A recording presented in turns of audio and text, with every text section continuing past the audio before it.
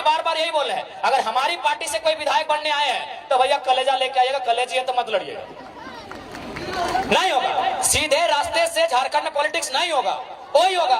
फिर हम जीतेंगे, 2 गो गार्ड आगे रहेगा, 2 गो पीछे रहेगा, वही चलेगा जैसा चल रहा है। 4 गो फार्म हाउस रहेगा, 1 गो घरवाली रहेगी, 2 गो बाहर वाली रहेगी, यही चलेगा। हम लोग चुनाव नहीं लड़ेंगे, पैसा कौड़ी कुछ भी नहीं है, ऊपर से बहुत रिस्क है, जान का खतरा है। आप बोल दीजिए कि झारखंड राज्य अलग करने का उद्देश्य पूरा हो चुका है, हम लोग चुनाव नहीं लड़ेंगे। कि नेता के लिए नियोजन नीति है, बाप तो रहबे कि बेटिया टिकट लेके आ गए। इधर आजसू के नेता है रामगढ़ वाले मौसा जी गिरिडीह से सांसद और मौसी रामगढ़ से विधायक, वहां नीति है। इधर आइए दादा का बात करते, हेमंत दादा हिंदे मुख्यमंत्री, भौजी कल्पना गांडे से विधायक, बसंत भाई और दुमका से विधायक। तो नेताओं के लिए नीति है कि सर एक बात आपको क्या लग रहा है, जरा महतो जीत जाएगा तो क्या हो सकता है, अकेले क्या करेगा? तो एक क्या बोला पता है अधिकारी कि देखिए सर अकेले सरकार में आए या ना आए, लेकिन ब्लॉक में जो लूट रहे हैं ना, जन्म प्रमाण पत्र, मृत्यु प्रमाण पत्र, ये तो वाट लगा देगा। अगर कंपनी और ग्रामीण के बीच झगड़ा होता है तो पहले क्या होता है, 353 का केस होता है, सबको मालूम है। यदि झारखंड के लोग जमीन के बदले नौकरी मांगे तो पहले पुलिस जाती है और 353 का केस होता है। वहां भी यही हुआ, लेकिन वहां एक काम नया हुआ। क्या हुआ पता है? मैनेजर ने कहा कि ठीक है 21 लड़कों पे केस किए हैं, अभी केस को होल्ड कीजिए, 4 तारीख को वोट का रिजल्ट आएगा, अगर जयराम महतो एमपी बन के आया तो केस वापस कर लीजिएगा, नहीं तो बवाल कर देगा। ये फेंक नहीं रहे, पता कर लीजिएगा, चंद्रपुरा का प्लांट सामने है, बोकारो जिला में पड़ता है। और जैसे ही हम 4 तारीख को चुनाव का रिजल्ट आया, चुनाव में हमारी हार हुई, केस 5 तारीख को तेनुघाट ट्रांसफर हो गया। बदलने आए हैं, मौका तो दीजिए ना। चुनाव लड़े थे तो हालत खराब था कि नहीं अभी केस मत बढ़ाइए, जयराम महतो जीत गया तो पता नहीं क्या करेगा। रामगढ़ में 2 गो फैक्ट्री है, बोलिएगा तो मजदूर लोग को लाके आपके सामने भाषण भी दिला देंगे। उनको बोला कि आप जाइए गिरिडीह लोकसभा, जबकि उन्होंने कहा कि नहीं सर हम लोग तो हजारीबाग लोकसभा के हैं, हमारा वोट भी हो गया है, क्योंकि हजारीबाग में 20 तारीख को वोटिंग था। हमारे नेता संजय जी भी आए हैं, उनको कहा कि नहीं आप गिरिडीह जाइए, गिरिडीह में आपके रिश्तेदार हैं, उनके घर रात रहिए और सुबह बोल के आइए कि जयराम महतो को वोट नहीं देना है, नहीं तो नौकरी में नहीं रखेंगे। कंपनी वाला लोग बोला कहे मालूम है न, उनको भी मालूम है कि जीतेगा गिरिडीह से, लेकिन हुड़का जब हजारीबाग में भी आके कर सकता है, ये जिगर रखता है। तो देखिए स्पष्ट कहेंगे, ये जो सिस्टम चल रहा है, इस सिस्टम से ना राज बदलेगा ना राज की तकदीर बदलेगी। इस सिस्टम में जब तक निर्मल जैसे नेता नहीं आएंगे, इस राज को नहीं बदल सकते हैं, आप नहीं बदल सकते हैं। अब वो आपको तय करना है, वो आपको तय करना है, ये राज्य आपका है। हमने अपने 2 साल का एक्सपीरियंस आपको कहा, बकायदा हमने कोयलांचल और कोल्हान में क्या काम मालूम है, हमने कोयलांचल और कोल्हान में तो वोट देने का बात ही नहीं किया। हम बोले नहीं हम लोग यहाँ तो विधायक संसद बनने का बात ही नहीं करेंगे। हमने कोल्हान और कोयलांचल में एक ही लाइन कहा कि आप हम दो हमारे दो नहीं, तीसरे बच्चे को पैदा कीजिए, एगो को डॉक्टर बनाइए, एगो को वकील बनाइए, लेकिन तीसरा को बिरसा और निर्मल की तरह तैयार कीजिए, नहीं तो आने वाला दिन कोई आपकी नहीं सुनेगा। ये बात हमने क्यों कहा मालूम है? आप भी कहेंगे पढ़ा लिखा लड़का अब ऐसा बोलते हैं। हमने ये बात तब कहा जब धनबाद जिला के पूर्व डीसी ने, डीसी यानी जिला का सर्वोच्च पदाधिकारी, उसने क्या कहा मालूम है? कालीचरण महतो नाम का एक आदमी जो भोली गांव का रहने वाला है, उसका जमीन जबरदस्ती कोई कब्जा कर रहा था। वो शिकायत लेके गया डीसी के जनता दरबार में। बताइए डीसी का क्या भर्सन था मालूम है? सुन के आप चौंक जाएंगे। डीसी ने कहा अरे तुम लोग का तो बहुत जमीन है, 2-4 एकड़ कोई ले लिया तो क्या हुआ? डीसी का बाप का जमीन था भाई। तब हमने मजबूरी में कहा कि कोयलांचल वालों, कोल्हान वालों, जब डीसी आपकी नहीं सुन रहा है, एसपी आपकी नहीं सुन रहा है, एलआरडीसी आपकी सुन नहीं रहा है, तो कौन बचाएगा? कौन बचाएगा आपको? इसीलिए अगर आप चाहते हैं अपना बचाव, तो एगो बेटा या बेटी एक्स्ट्रा पैदा कीजिए। उसके नाम का राशन कार्ड नहीं होगा, उसके नाम का वोटर कार्ड नहीं होगा, उसके नाम का एडमिट कार्ड नहीं होगा, उसके नाम का आधार कार्ड नहीं होगा, वो निर्मल के रास्ते पर चलेगा। हो सके आपको सुनने में मजाक लगता हो, लेकिन आप ही बताइए ना दीदी, डीसी नहीं बोला कि हम नहीं मदद कर पाएंगे, जमीन उसका छीन लिया, डीसी मदद नहीं कर पाया, डिप्टी कमिश्नर, डिप्टी कलेक्टर, जो भी बोलिए, एक जिला का सर्वे सर्वा मदद नहीं कर पाया, तो कौन आपकी मदद करेगा? बीडीओ सीओ का हैसियत है भाई, एक डीसी आपकी मदद नहीं कर पाया। ये जीता जागता उदाहरण, कुछ महीनों का उदाहरण दे रहे हैं, तो सोचिए सालों से कितना हमारा कत्ल हुआ है, सालों से हमारे साथ कितना बेईमानी हुआ है, एक डीसी हमारी मदद नहीं कर पाया। तब हमने ये बयान दिया कि तीसरे बच्चे को जन्म दीजिए, एक को डॉक्टर वकील जो बनाना है बनाइए, इंजीनियर बनाना है बनाइए, लेकिन एक को तो भाई निर्मल महतो के रास्ते पे चलने बोलिए। कहा कि इंजीनियर बेटा क्या बोलेगा मालूम है कि ये माँ काहे लफड़ा में है, चलिए कलकत्ता में फ्लैट लेके रहेंगे, छोड़ दीजिए लफड़ा। लफड़ा नहीं है, वो आपके बाप दादा की संपत्ति है, इस मिट्टी से आपका इतिहास जुड़ा है, इस मिट्टी में आपके बाप दादा का पसीना टपका है, खून टपका है, और आप एक परेशानी में क्या कह रहे हैं, चलिए कलकत्ता में रह लेंगे, बेंगलुरु में नौकरी करते हैं वहीं रह लेंगे, काहे परेशानी। इसीलिए हमने कहा कि इंजीनियर बेटा हम मानते हैं बेचारा पढ़ा लिखा है, वो नहीं लड़ पाएगा इनसे, इसीलिए हमने मजबूरी में ये लाइन कहा, आज भी कहेंगे, 1000 बार कहेंगे, झारखंड के परिप्रेक्ष्य में 1000 बार कहेंगे कि हम दो हमारे दो नहीं, एक एक्स्ट्रा जन्म दीजिए और उसको निर्मल और बिरसा के रास्ते पर चलने के लिए तैयार कीजिए, नहीं तो कुछ नहीं बचेगा। अगर डाउट है तो रांची उठ के देख लीजिए, जाइए उस पहाड़ पे चढ़िए और रांची का दृश्य देखिए। रांची में 4000 आदिवासियों की हत्या खाली जमीन विवाद में हुआ है, तो 3 गो एसपी है, एसएसपी है, सिटी एसपी है, ग्रामीण एसपी, क्या उखाड़ लिया। एगो डीसी भी था छवि रंजन, नोट छाप के चला गया, कौन मदद करेगा? हम साफ कहते हैं, हमको डर नहीं लगता है। डीसी छवि रंजन नोट छाप के और आदिवासी का जमीन बेच के चला गया, क्या उखाड़ लिया आप, क्या उखाड़ लिए बताइए। हम साफ कहेंगे, मरना एक दिन सबको है, हम सांसद विधायक बनने नहीं है, अगर आते तो हम अभी सांसद भवन में होते, हमको भी एगो मिल जाता सरकारी आवास दिल्ली में मिल जाता। बताइए, छवि रंजन एक डीसी, 4000 लोगों की हत्या खाली जमीन विवाद में रांची में हुआ है। एक कोर्ट का भी गठन हुआ, एसआर कोर्ट की क्या बोलते हैं, स्पेशल उन मामलों को निपटाने के लिए, पता नहीं अब क्या हुआ नहीं हुआ। तो किससे आप मदद की गुहार लगा रहे हैं कि कौन आपकी मदद करेगा? बताइए, कौन आपकी मदद करेगा? अरे भाई डीसी छवि रंजन डीसी थे, पूजा सिंघल आईएएस थी, अरे वो आपको लूटने के लिए यहाँ आई है, तो किससे मदद की अपेक्षा रख रहे हैं? या तो 2 ही रास्ता है, विधानसभा के भीतर अच्छे लड़कों को भेजिए जो फौलादी है, जो बहादुर है, या तो निर्मल बनिए या तो बिरसा बनिए, कोई रास्ता नहीं है। अगर आपको रास्ता दिखे तो बताइएगा, अगर आपको रास्ता दिखे तो हमको भी बताइएगा। मजबूरी में एक पीएचडी करने वाला छात्र मास्टर ऑफ आर्ट्स इंग्लिश से हम भी फर्स्ट क्लास पास किए हैं, लेकिन आज हम ऐसा बात बोलते हैं तो लोग बोलते हैं तुम 20 उगल रहे हो। भैया मजबूरी है, 2 साल पहले हम लोग भी क्रिकेट फुटबॉल खेलते थे, 2 साल पहले हम लोग भी क्रिकेट फुटबॉल खेलते थे, मेला घूमने जाते थे, दोस्तों संग मूवी देखने जाते थे। ये 2 साल झारखंड को देखने के बाद हम कह रहे हैं, कौन बचाएगा? आप ही बता दो। सरकार से उम्मीद कर रहे हैं, तो और एक उदाहरण देते हैं, क्योंकि अतिक्रमण पे बात आती है। हरमू नदी इधर कहीं है, रांची में अतिक्रमण हुआ है।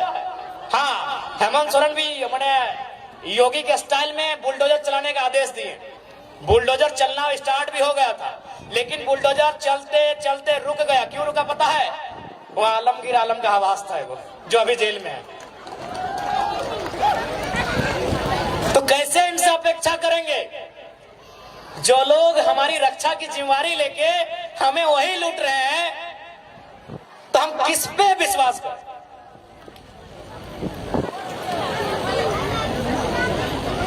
इसलिए आज आपसे करवत प्रार्थना है, और फिर से वही सवाल है कि यदि झारखंड राज्य अलग करने का उद्देश्य अगर पूरा हो गया है, तो बोल दीजिए इस भीड़ में से, हम लोग चुनाव नहीं लड़ेंगे, पैसा कौड़ी कुछ भी नहीं है, ऊपर से बहुत रिस्क है, जान का खतरा है। आप बोल दीजिए कि झारखंड राज्य अलग करने का उद्देश्य पूरा हो चुका है, हम लोग चुनाव नहीं लड़ेंगे। हो गया है क्या? हो गया है? हुआ है? तो क्या हमें चुनाव लड़ना चाहिए ना भाई? कहीं अगर उद्देश्य पूरा हो गया तो हम लोग क्यों टांग अड़ाएंगे? जो चला रहे चला रहे, चलने दीजिए। लेकिन अगर उद्देश्य पूरा नहीं हुआ है तो चुनाव लड़ेंगे भी, चुनाव जीतेंगे भी, और उनको तो गाड़ेंगे जो झारखंड को लूटने के लिए आए हैं। और एक बात स्पष्ट कहेंगे, ये जो बाहर भीतर के जो टर्म यूज करते हैं, आप आइए धनबाद, 3 बार सांसद कॉमरेड ए.के. राय बने। आज धनबाद के कोई गांव नहीं है जहां उनको पूजा नहीं जाता है। वो हमारे राज्य के नहीं थे, लेकिन उन्होंने अपना सर्वस्व इस राज्य के लिए निछावर कर दिया। तो भैया जो इस राज्य के लिए निछावर करेगा उसको हम लोग भगवान बना के रखेंगे, लेकिन अब लूटेगा वो डीसी छवि रंजन ही क्यों ना रहे, थोड़ी मानेंगे। इसलिए आप सभी से हमारी अभिलाषा कि इस बार का विधानसभा का चुनाव, और तोहनियन से तो विशेष का बात दीदी साहब, क्योंकि लोकसभा में तो हमने क्या कैंडिडेट हालो ना है, तो विधानसभा में गुस्सा झाड़ दिया, दम लगा के धर्मन दीदी के देखिया, क्योंकि लोकसभा में हमने कैंडिडेट ना हालो, ये खोटी लोकसभा है ना भाई, तो खोटी में हम लोग कैंडिडेट तो दिए नहीं थे, तो विधानसभा में निराश मत कीजिएगा, विधानसभा में निराश मत कीजिएगा। ये आज तमाड़ विधानसभा से हम ये अपील करना चाहेंगे, क्योंकि लोकसभा में कैंडिडेट नहीं रहा, हम लोग प्रत्याशी खोजे, प्रत्याशी को बोले भी तो तैयार नहीं हुए, लेकिन उम्मीद करते चलिए लोकसभा का चुनाव पार हो चुका है, विधानसभा का जो चुनाव आएगा उसमें आपका आशीर्वाद मिले।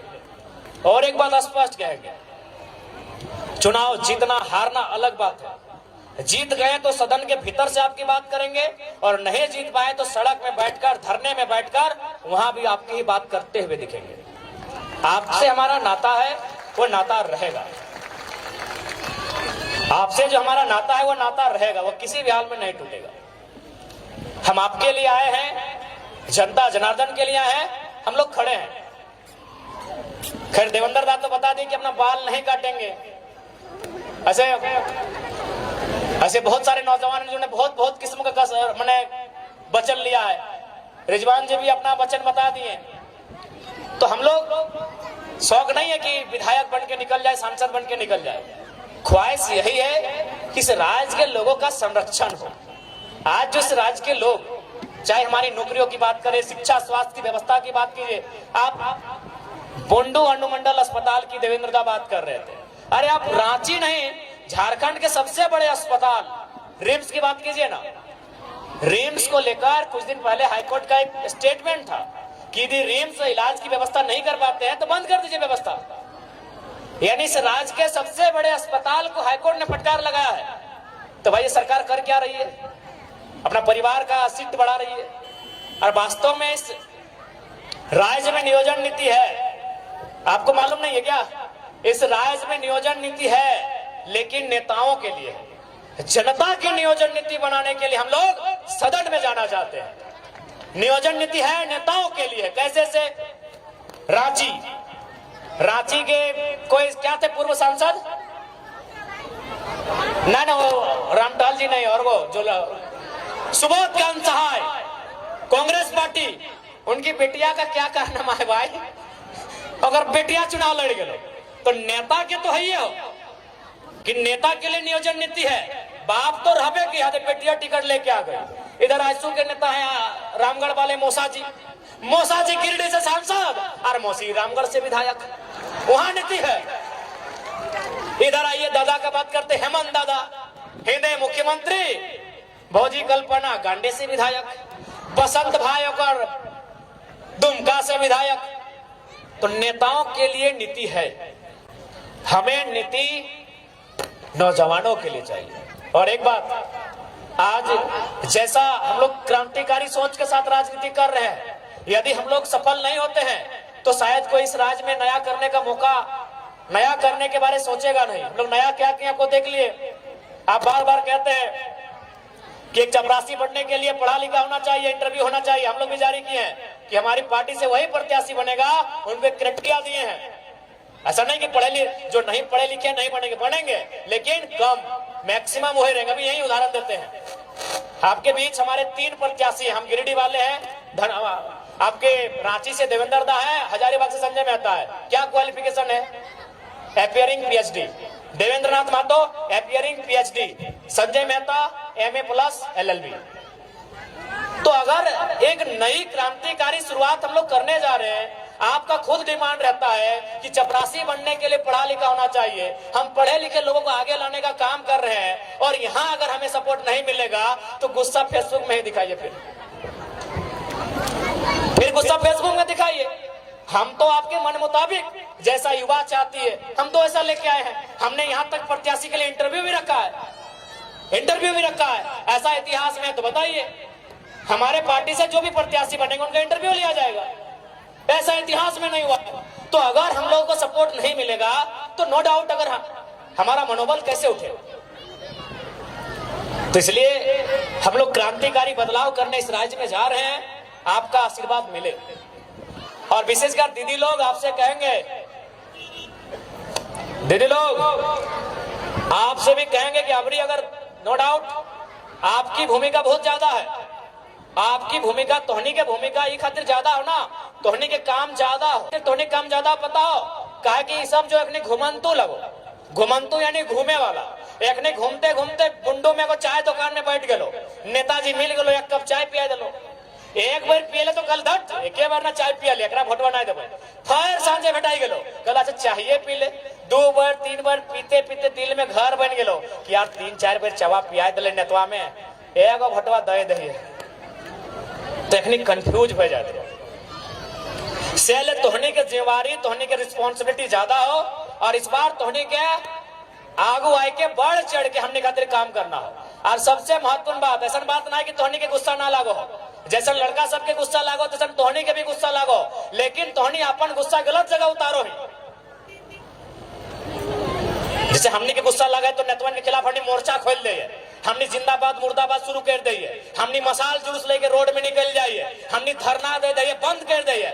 लेकिन तोहनी के गुस्सा लागो की करे मालूम हो, तोहनी ढिलवा के पटाई के नोच के चबाए के खत्म कर दे।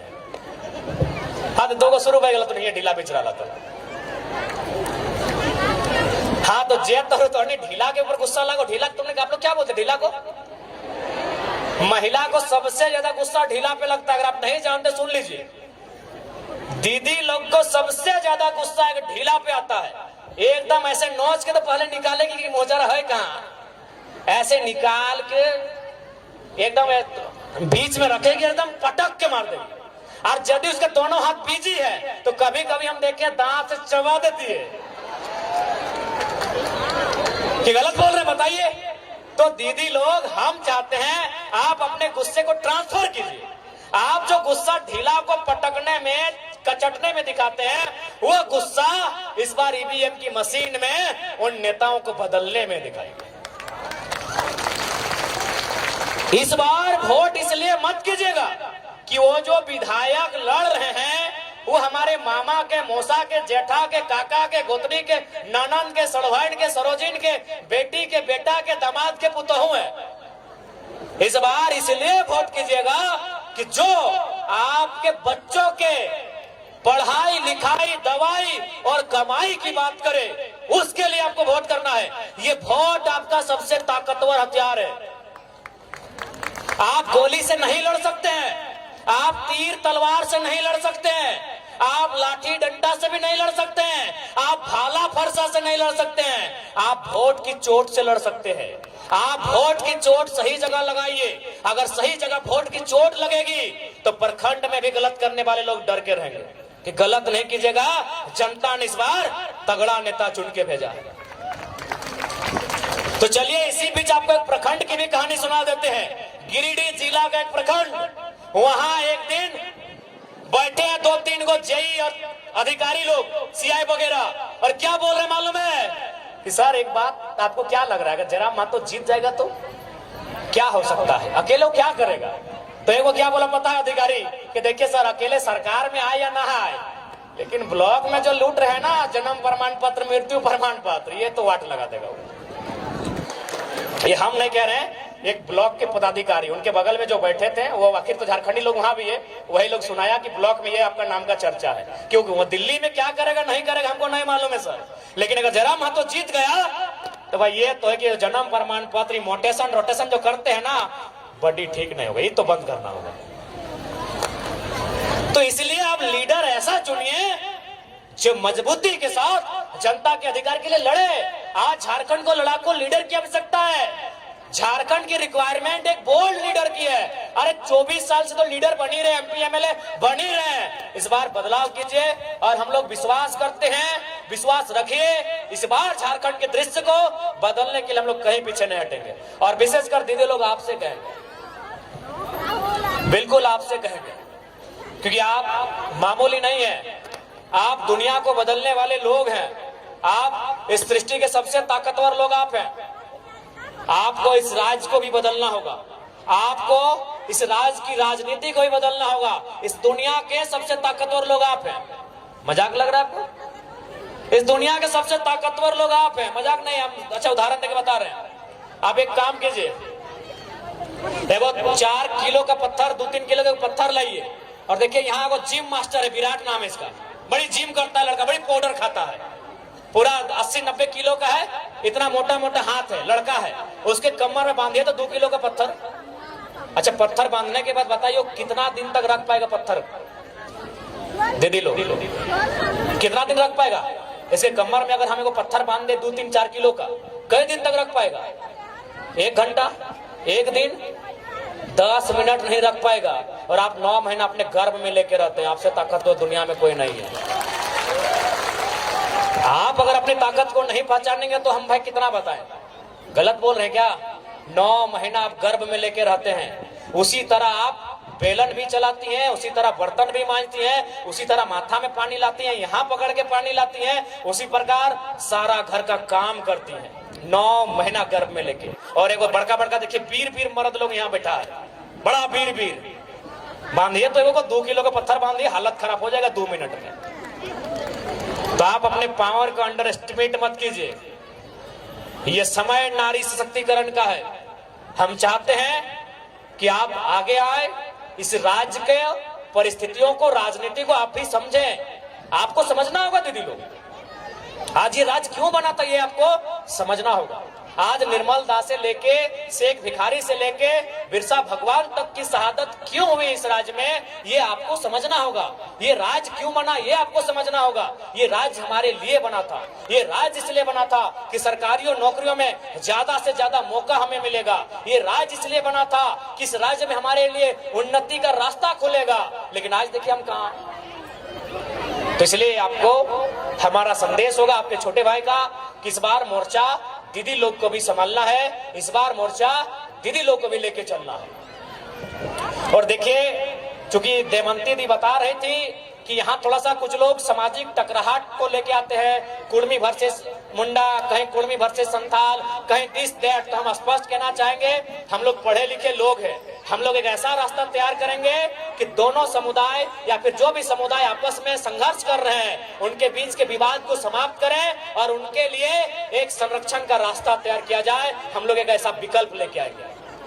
देखिए, जहां समस्या है वहीं समाधान है, जहां समस्या होती है वहीं समाधान है। इसलिए इस बात को भी हम लोग तय करेंगे एक बेहतर तरीके से। ये जो समस्या आज राज्य में आई है, कुर्मी वर्सेस आदिवासी, इस समस्या का भी समाधान पढ़े लिखे नौजवान है इतनी बारीकी से और इतने महीन तरीके से करेंगे कि विवाद भी समाप्त हो जाएगा और उनको उनके अधिकार से, उनके हक से, उनके गांव से किसी प्रकार से ना बेदखल किया जाएगा, उनको संरक्षण दिया जाएगा। इसके लिए कहीं ना कहीं हमें आगे आने की आवश्यकता है, हमें चीजों को समझने की आवश्यकता है। और सबसे महत्वपूर्ण, विधानसभा लोकसभा के भीतर ऐसे कानूनों पर चर्चा करने की आवश्यकता है जो एक विवाद नहीं, संरक्षण लेकर आए, एक समाधान, एक उपाय लेकर आए। और विशेष ज्यादा नहीं, चूंकि समय हो चुका है, काफी ग्रामीण क्षेत्र है और काफी दूर दूर से लोग आए हैं, तो उन्हें जाने में भी असुविधा ना हो, इसलिए हम लोग जो मैसेज लेके आए थे, जो संदेश लेके आए थे, आप तक पहुंचाया। सीएनटी कानून को समझिए। तो सीएनटी कानून में क्या कहता है कि आदिवासी, मैं आदिवासी पे ही बात करता हूं, कि एक आदिवासी का जमीन एक आदिवासी खरीदेगा, एक आदिवासी का जमीन आदिवासी खरीदेगा, लेकिन उसी थाना में चलिए उस समय थाना था, अब जिला बन गया है, या फिर हम प्रखंड मान लेते हैं। चलिए हम ऐसे कानून में क्या है नहीं मालूम है, हम सपोज दैट जिला ही मान लेते हैं कि एक आदिवासी का जमीन उसी जिला उसी प्रखंड के एक आदिवासी को खरीदना है। तो हेमंत सोरेन तो रामगढ़ जिला के थे, दुमका में काहे खरीदे? तर्क से बात कीजिए, ऐसे हवा हवाई बात नहीं करेंगे। ये इसका मतलब वो बिरसा भगवान खुद नहीं मानते हैं। हेमंत सोरेन खुद देखिए, माला चढ़ाने से बिरसा भगवान के आप अनुयायी नहीं हो गए। अगर हेमंत सोरेन जी ने बिरसा भगवान पे माला चढ़ा दिया तो उसके अनुयायी नहीं हुए। वो चाहते क्या थे? वो उनके मरने के बाद जो कानून बना, क्या उस कानून को हेमंत सोरेन मानते हैं? मेरा एक ही सवाल है। बिरसा भगवान के मरने के बाद एक कानून बना, उस कानून का नाम है छोटा नागपुर टेनेंसी एक्ट। वो कानून तैयार होना स्टार्ट हुआ 1902 में और फाइनल हुआ नवंबर का महीना 1908 में। ये कानून बना बिरसा भगवान की शहादत के बाद। तो क्या माननीय मुख्यमंत्री उस कानून को मानते हैं? जी नहीं, धज्जियां उड़ाते हैं। उस कानून की धज्जियां उड़ाते हैं। उनका जमीन रांची में, उनका जमीन रामगढ़ में, उनका जमीन बोकारो में, उनका जमीन धनबाद में, उनका जमीन दुमका में, 5 जिला में हम जानते हैं, बाकी आप जानिए, बाकी आप जानिए, बाकी भैया आप जानिए। देखिए, आज लोगों को हमसे हालत इसलिए खराब है कि हम सरल शब्दों में लोगों को बहुत गहरी गहरी और रहस्यमयी बातों को समझा देते हैं। जो बातें उलझी हैं उन बातों को सुलझाते हैं।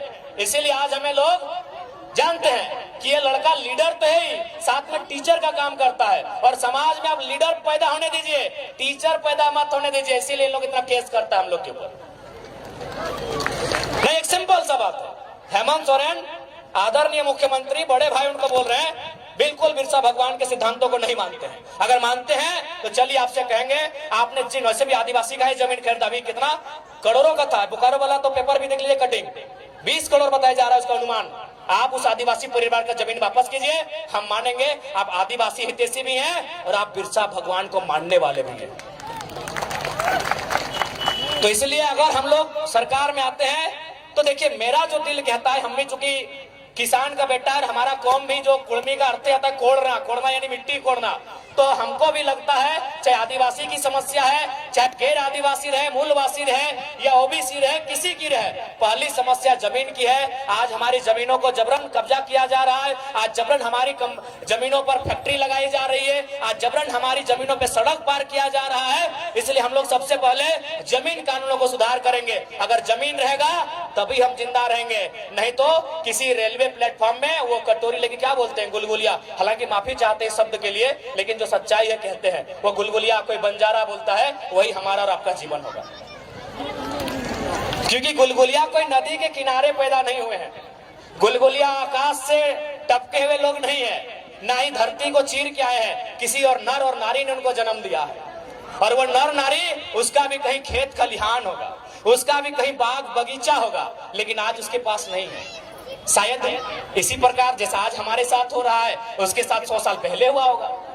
आज जिनको हम बंजारा कहते हैं, आज जिनको हम गुलगुलिया कहते हैं, आज जिनके पास माने सर ढकने के लिए छत नहीं है, जिनके पास कदम रखने के लिए एक बित्ता जमीन नहीं है, वो हमेशा ऐसे नहीं थे, वो हमेशा ऐसे नहीं थे। उनके पास भी इसी दुनिया में, इसी जहान में, किसी कोने में जरूर एक जमीन का टुकड़ा होगा जहां उनके पूर्वजों का आशियाना होगा, जहां की सुबह और शाम वो अपने परिवार के साथ जीते होंगे, खाते होंगे, एक साथ रहते होंगे। लेकिन आज उनके पास कुछ नहीं है। चले जाइए रांची का रेलवे स्टेशन, चले जाइए धनबाद का रेलवे स्टेशन, चले जाइए कोई भी रेलवे स्टेशन, आपको मिलेंगे वो लोग। तो हम नहीं चाहते हैं कि झारखंड के लोगों की दशा ये हो।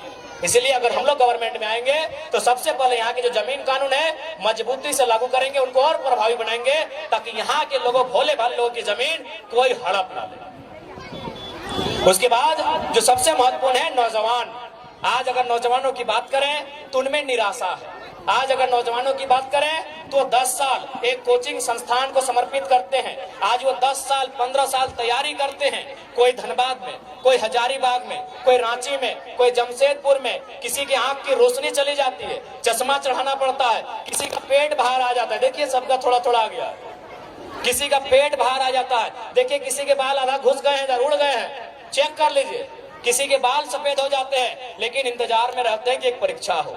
अगर परीक्षा को लिखेंगे ना तो कोई दिक्कत नहीं है, बाल नहीं भी रहेंगे, पेट फूल भी जाए, मोटा भी जाए, लेकिन घर परिवार चलेगा। एक नौजवान को सबसे ज्यादा चिंता अपने स्वस्थ शरीर की होती है, लेकिन अपने स्वस्थ शरीर को हम लोग गला देते हैं। क्या गलत कह रहे हैं? एक 18 से 25 साल के लड़के को पूछा जाए कि पहली प्राथमिकता क्या है, वो कहेगा मेरा शरीर। एक 18 साल से 25 साल के लड़के या लड़की से पूछा जाए कि तुम सबसे पहले क्या चाहते हो, अपना शरीर को चाहेगा कि हम फिट रहें, सुंदर रहें, अच्छा रहें, बलशाली रहें। लेकिन आज वही उम्र हम लोग खपा देते हैं कहाँ? हजारीबाग के कोचिंग में। वही उम्र हम लोग खपा देते हैं कहाँ? जमशेदपुर में। वही उम्र हम लोग खपा देते हैं कहाँ? धनबाद में। और परिणाम क्या आता है? 7-8 साल बाद परीक्षा आती है। परीक्षा का नाम लेते हैं सीजीएल जेएसएससी। 28 जनवरी 2024 को हम लोग वो एडमिट कार्ड हाथ में लेके एग्जाम देने जाते हैं। रांची की बहन जमशेदपुर जाती है, जमशेदपुर वाली दीदी गढ़वा जाती है, और 2 घंटा बाद पता चलता है, घर आते आते रास्ते में पता चलता है पेपर लीक हो गया। पेपर लीक हुआ है। चलिए, पेपर लीक हुआ था उससे तो समझ सकते हैं कि दोबारा पेपर ले सकते हैं, दोबारा एग्जाम होगा। लेकिन पेपर लीक 27 लाख में हुआ था। पेपर लीक हुआ था तो हम समझ रहे हैं। अरे आप तो छोड़िए, आप लोग तो किसान हैं। यहाँ सरकारी नौकरी करने वाले हम पुलिस वाले भैया लोग को देख रहे हैं। पुलिस वाली दीदी बैठी है, इन्हीं से पूछिए क्या अपने बेटा या बेटी के लिए 27 लाख में कोई पेपर खरीद पाएंगे? इन्हीं से पूछिए, सरकारी नौकरी करते हैं हम, और अपनी बात नहीं करते। हम तो गरीब किसान के लोग हैं। यहाँ देखिए, बहुत सारे सरकारी नौकरी करने वाले, नहीं करने से भी इनकी तनख्वाह ठीक ठाक जैसे भी है। क्या ये लोग अपने बच्चों के लिए 27 लाख में पेपर खरीदेंगे? पेपर लीक हुआ उसका दुख नहीं है, चलिए 15 दिन बाद फिर पेपर ले लेंगे। चलिए, सरकार, हम लोग सड़क पे आएंगे, हम लोग आंदोलन करेंगे, हम लोग मसाल जुलूस निकालेंगे, तो सरकार 15 दिन के बाद फिर परीक्षा ले लेगी। लेकिन 27 लाख में पेपर बेचा गया था। कौन सी हमारी माएं बहनें हैं, कौन से हमारे गार्जियन है जो 27 लाख में अपनी बेटी के लिए एक चपरासी का नौकरी खरीद के ला देगा? ये सवाल है। कौन सी हमारी दीदी है जो 27 लाख रुपया खर्चा करके अपने बेटे को एक दरोगा बनाएंगे? है हिम्मत क्या? इसलिए अगर हम लोग सरकार में आते हैं तो इस राज्य में नियमित परीक्षा होगा। नियमित मतलब, अभी जेपीएससी की बात करें, राज्य की सबसे बड़ी नौकरी की परीक्षा, साल कितना? 24। जेपीएससी कितना हुआ है? ये जो हो रहा है अभी कितना? अरे काहे 11, हम 8 बोलेंगे, एक बार में 4 को काहे मानेंगे? मतलब 6 के बाद 7, 8, 9, 10 आप बोल दिए दिन को। वो कहते हैं ना कि राजा ने कहा रात है, मंत्री ने कहा रात है, संतरी ने कहा रात है, रानी ने कहा रात है, जनता ने भी कहा रात है, जबकि ये सुबह सुबह की बात है। तो आपने कह दिया 11 जेपीएससी, मान जाएंगे? क्यों मानेंगे? 6 जेपीएससी, 7, 8, 9, 10, 4 बार में आप 1 जेपीएससी लिए, एक टर्म में 4 को, अभी 252 सीट से क्यों मानेंगे? 1200 सीट देते हम मानते, 1200 सीट देते हम मानते। इसीलिए 7 और ये 8 जेपीएससी, साल कितना? 24, यानी एक साल में 1 जेपीएससी होना चाहिए। क्या गलत बोल रहे हैं? जेपीएससी का मतलब क्या है? पढ़े लिखे नौजवान बताएं। एक साल में 1 जेपीएससी। इसलिए ये तो तय रहेगा कि परीक्षा नियमित होगी और फ्री और फेयर होगी, कदाचार से मुक्त होगी। और जो लोग कदाचार में पकड़े जाएंगे, अभी थोड़ा नया नया नियम कानून आया है, शब्द का थोड़ा पाबंदी है, जो लोग पकड़े जाएंगे वो कितना बड़ा वीआईपी काहे ना रहे, गजाड़ में फेंक देंगे। और आज आपको फिर से कहेंगे, अगर झारखंड को बदलते हुए देखना चाहते हैं तो हम नहीं कह रहे हमारे लड़कों को, आप जिसको भी एमपी एमएलए सीएम बनाइए, वो रिस्की होना चाहिए, रिस्की होना चाहिए। अगर वो रिस्की नहीं होगा, अगर उसमें अपने परिवार की चिंता होगी, जान का डर होगा, तो लिख के बोलते झारखंड नहीं बदलेगा, नहीं बदलेगा भैया। एचईसी का कब्जा है, टाटा का कब्जा है, चांडिल डैम 60 साल पुराना विषय है, हिंडाल्को में 50-60 साल पुराना विषय है, बीसीसीएल, सीसीएल, ईसीएल। अरे भाई, आप सीधा उंगली से घी निकलेगा। यहाँ ऐसा सीएम चाहिए जिसके पास कलेजी नहीं कलेजा हो। लिख के बोल रहे हैं, लिख के बोल रहे हैं। आप कैसे उनसे लड़ेंगे भाई, जो कई वर्षों से हम पे शोषण कर रहे हैं? आप उन उद्योग घरानों से लड़ लेंगे? कहां लड़ पाए आप बताइए तो। रामगढ़ में बूढ़ा काप में एक बच्चे का कैंसर से मौत हो जाता है, अभी भी कंपनी चल रही है। काहे कंपनी चल रही है? ना वहां के जो नेता है, कंपनी का जो नाती है मालिक का, उसको केक खिलाने जाता है। नहीं बदलेगा। यदि आपको लगता है, हम लोग भी बिल्कुल, हम लोग तभी बदलेंगे जब हम लोग में ये हिम्मत होगा कि तुम गोली चला लो, लेकिन झारखंड की नीति बनाने से समझौता नहीं करेंगे। नहीं बदलेगा भैया। खासकर झारखंड को आप सीधा रास्ते से, ये जो कानून कानून कानून कानून कानून नहीं बदल पाएंगे। इसके लिए थोड़ा होना चाहिए बोल्ड लीडर, जो थोड़ा अगर पटका पटकी का भी नौबत है तो पटक दे। नहीं बदलेगा। अरे बीसीसीएल आज का कब्जा है, क्या आपको क्या मालूम है? कुछ बता देते हैं। 1975 में 375 आदमी मर गया दब के। 1964 में 268 को कोयला के खदान के नीचे दब के मर गया। 2006 में बागमारा में 50 आदमी मजदूर नीचे दब के मर गया। उस बीसीसीएल से आप लड़ लेंगे? अरे आपका एक और नहीं 300 आदमी दब के वहां मर जाता है, कोई सुनाने वाला नहीं भैया। आप उससे लड़ लेंगे? मजाक लगता है आपको? पूरा चेन को कब्जा करके रखा है। ठीक है, पूजा सिंघल को आपने अरेस्ट कर लिया, उसका हॉस्पिटल तभी भी खड़ा है। पूजा सिंघल को आपने अरेस्ट कर लिया, हॉस्पिटल तभी भी खड़ा है। क्या कबाड़ लिए? क्या कबाड़ लिए? नहीं होगा, स्पष्ट कहेंगे। और हम भी बार बार यही बोले हैं, अगर हमारी पार्टी से कोई विधायक बनने आए हैं तो भैया कलेजा लेके आइएगा, कलेजी है तो मत लड़िएगा। नहीं होगा। सीधे रास्ते से झारखंड में पॉलिटिक्स नहीं होगा, वही होगा। फिर हम जीतेंगे, 2 गो गार्ड आगे रहेगा, 2 गो पीछे रहेगा, वही चलेगा जैसा चल रहा है। 4 गो फार्म हाउस रहेगा, 1 गो घर वाली रहेगी, 2 गो बाहर वाली रहेगी, यही चलेगा। इससे ज्यादा नहीं बदलेगा। लिख के बोल दे रहे हैं, अगर कलेजा है तो ही बदलेगा। और विश्वास कीजिए, हम लोग बदलेंगे। एक छोटा सा उदाहरण देते हैं। चंद्रपुरा में प्लांट है, CTPS उसका नाम है। वहां एक प्लांट आया।